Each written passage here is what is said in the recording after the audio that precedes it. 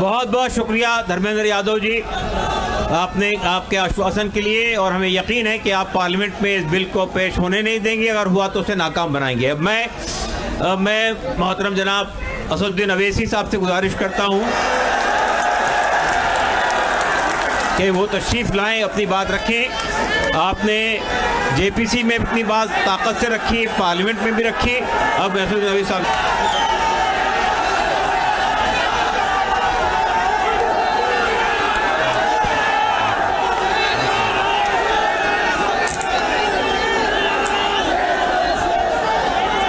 बिस्मिल्लाहिर्रहमानिर्रहीम।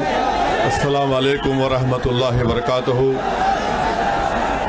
सदर मोहतरम ऑल इंडिया मुस्लिम पर्सनल हज़रत मौलाना खालिद सैफुल्लाह रहमानी साहब शहनशीन व तशरीफ़ फरमा, कौम और मिल्लत के तंजीमों के ज़िम्मेदारान, मेरे साथी अरकान पार्लिमान, दीगर सियासी पार्टी के ज़िम्मेदार, मोअज़्ज़िज़ हाज़रीन इकराम, बुज़ुर्गान कौम और मिल्लत, मैं सिर्फ आपके सामने ये अर्ज़ करना चाह रहा हूँ कि नरेंद्र मोदी की हुकूमत वक्फ बिल को लाकर क़ानून बनाने की जो कोशिशें कर रही है, उनका मकसद एक ही है, वज़ीर आज़म का मकसद एक ही है कि मस्जिद और मंदिर के नाम पर आवाम हमेशा लड़ते रहे, और उस बिल का मकसद ये नहीं है कि वक्फ की जायदादों को मजबूत किया जाए। आप खुद अंदाज़ा लगाइए कि हिंदू धर्म के एक बहुत बड़े ज्यूरिस्ट हैं BK मुखर्जी की किताब में लिखा गया कि हिंदू धर्म में बाय कस्टम बाय यूसेज वो मंदिर की जायदाद बन सकती है। तो नरेंद्र मोदी वक्फ के वक्फ बाय यूज़र को इस तरह से ख़त्म कर रहे हैं कि अगर कोई डिस्प्यूट होगा या गवर्नमेंट प्रॉपर्टी होगी तो वक्फ बाय यूज़र नहीं रहेगा। दिल्ली में 123 वक्फ की जायदादें हैं जिस पर मरकज़ी हुकूमत का कि ये गवर्नमेंट की प्रॉपर्टी है। कलेक्टर को इख्तियार देने का मतलब यही है कि कलेक्टर हुकूमत के हक़ में फ़ैसला देगा। जिस मस्जिद के इमाम हमारे भाई मरकज़ी हुकूमत कहती है कि वो गवर्नमेंट की प्रॉपर्टी है, अगर कल खुदा ना खास्ता ये क़ानून बनेगा तो कोई भी जाकर मरकज़ी हुकूमत की तरफ से, दिल्ली सरकार की तरफ से वहाँ पर एक नोटिस लगा देगा कि ये वक्फ की प्रॉपर्टी। हिबा को निकाल रहे हैं, ट्रांसफ़र ऑफ प्रॉपर्टी में हिबा है, मगर कोई गिफ्ट नहीं कर सकता वक्फ की जायदाद को।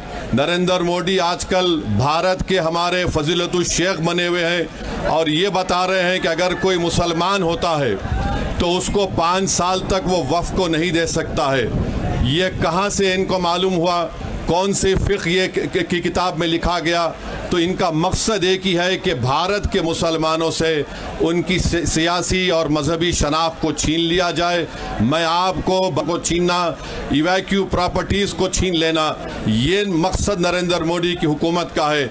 और हम कॉशन कर रहे हैं चंद्रबाबू नायडू को, हमारे पासवान साहब को और नीतीश कुमार तक कायम रहेगी अगर आप इस वक्त नाजुक वक्त में इस बिल की तायीद करेंगे तो आपको मुसलमान कभी नहीं माफ़ करेगा, क्योंकि आपकी तायीद की वजह से ये बिल क़ानून बनेगा। इसलिए हम उनसे भी कह रहे हैं कि आप इस गैर अनकॉन्स्टिट्यूशनल बिल की तायीद मत करिए। हमारा मुतालबा सिर्फ यही है, अगर हिंदू धर्म की प्रॉपर्टीज़ में, मंदिरों में, सिखों के गुरुद्वारा में कोई गैर सिख या गैर हिंदू मेंबर नहीं बन सकता तो मुसलमान के इस वक्त में क्यों बन सकता है? तो ये तमाम चीज़ें हैं। हम उम्मीद करते हैं कि हुकूमत इसका नोटिस लेगी। अगर नरेंद्र मोदी इस मुल्क के अमन को ख़राब करना चाहते हैं, वो मस्जिदों और मंदिरों के झगड़ों में जारी होगी। मैं यहाँ पर शुक्रिया अदा करना चाहूँगा हमारे जॉइंट वर्किंग कमेटी पार्लियामेंट के तमाम अरकान का, और ख़ास तौर से कल्याण बनर्जी साहब का, TMC के राजा साहब का, DMK का, हमारे नासिर भाई का और मुहिबुल्लाह नदवी साहब का। हमने तमाम बड़ी कोशिशें की, हमने अपनी अपनी डिसेंट रिपोर्ट को दिया, और ईदगाह और तमाम वो इदारे हैं जो वक्फ से जुड़े हुए हैं, उनको छीनने का एक काम करने वाली बिल है। हम कांग्रेस पार्टी ये मानती है कि नरेंद्र मोदी की सरकार हमारे कॉन्स्टिट्यूशन के ऊपर लगातार अटैक कर रही है, कॉन्स्टिट्यूशन को बदलने का दावा कर रही थी। अगर 2024 मज़ीद ताज़ा तरीन खबरों को देखने के लिए आप देखते रहिए फ्लैश 9 न्यूज़। चैनल को लाइक, शेयर और सब्सक्राइब करना ना भूलें।